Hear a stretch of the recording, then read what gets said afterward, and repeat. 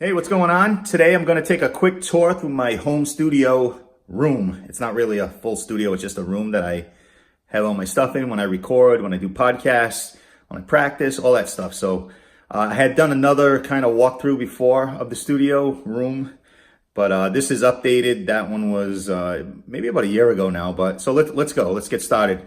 So over here, every studio has to have that. And right outside the door, I always put my gig bag with my two guitars I take to most gigs. So let's go in, and here it is. Now, last time we were in here, that's from my CD, by the way. Last time we were in here, my desk was actually against this long wall here, and I had this as a second monitor. Currently not using that. I wanted to change things up. Right there is my double neck ovation for the Bon Jovi stuff. It's in that case. I ended up moving my Alesis drum kit, mesh heads, pretty good kit, really good value for the money. Now I added a recliner in here. It's a very small room and the recliner takes up a lot of space, but I just wanted something to actually sit down and relax on, and when I feel like it, I can actually watch TV up on that monitor there. So over here on the wall, we got my cheap Fender Squier bass, P-bass, which actually sounds pretty good for a $150 bass guitar.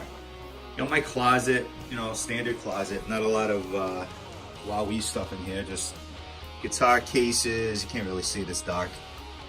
Extra pedals go in here. Those two boxes, fragile boxes right there, are a bunch of my CDs, and you can see some Friedman stuff up there. Move over to the wall with the guitars. I got my EVH, that's from 1991. Ernie Ball, when it was EVH. I have my Negan Walking Dead bat up there.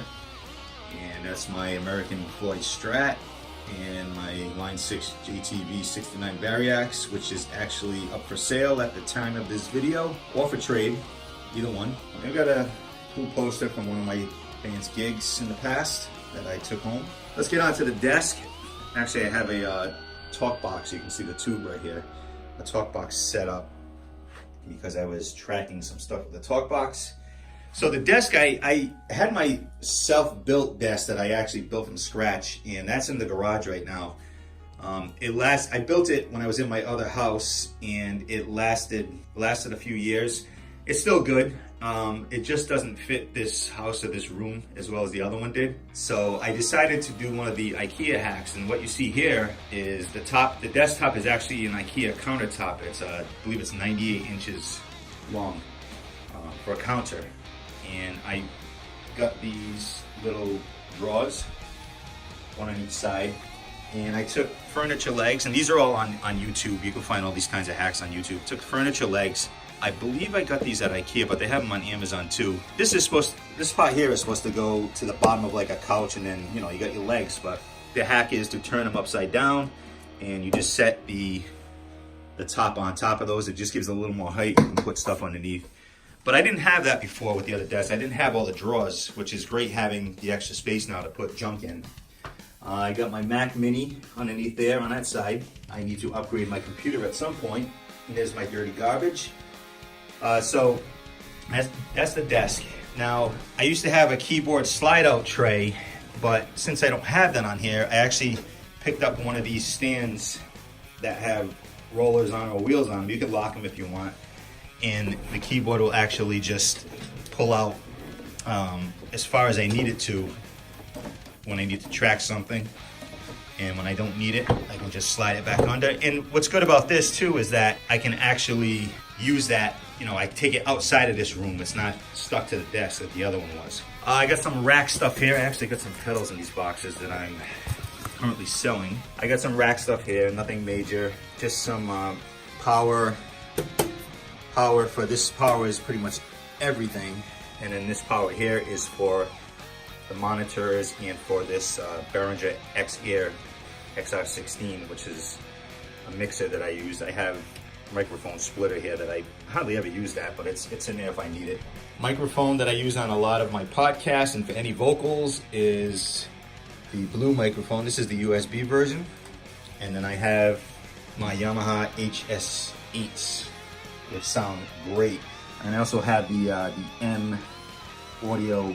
I forgot what model it is. It is the 40 watt, but they're powered, and they just give me a different, obviously a different sound than these when I want to compare. And underneath here on the desk, if you can see it, is what they call the big knob. I believe that's Mackie. So what this thing does is both sets of monitors are going through here, so I can actually just hit this button here and it'll switch between the two sets of monitors. Ooh, I'm making a mess. I just dropped the pedal. So that's that. I got a cheapo monitor here, but it does the job. My favorite amp of all time, which I don't own anymore, and I'm sad about that. But it's just a Dell monitor. Again, along with the computer, I need to upgrade the monitor too. I've got the Apple Magic Keyboard and the Magic Mouse. This keyboard is actually pretty cool. I won it at NAMM last year. It's a Logic keyboard, not to be confused with Logic Pro for the Mac, the recording software. A company called Logic Keyboard. I actually won this, and it's set up with a ton of shortcuts. Like if I'm tracking something and I just want to go to the beginning of the track, you just hit that. Now you can map all that out on a regular keyboard, but this saves you the time of doing that. The red buttons are for just hit that and you start recording. Logic will automatically start up, stop and play. You know, there's all kinds of stuff. Check them out, Logic Keyboard, pretty cool. That's the size of the room. It's very small. Just give you a quick little run around the room again. Recliner, I think I paid 50 bucks for that thing. And I'm up on the second floor, by the way, if you can't tell by looking out these windows. But that's it. That's my little home studio setup. And if you have any questions, whether it be about the desk build or, you know, the sound of the monitors or how this drum kit is, any of the guitars, I really pared down my guitars. I got rid of a lot of stuff, and I'm just keeping what I really need. So, but that's it. This is my home studio room, and thank you for checking this out. Please subscribe if you haven't. I'll see you next time. Take care.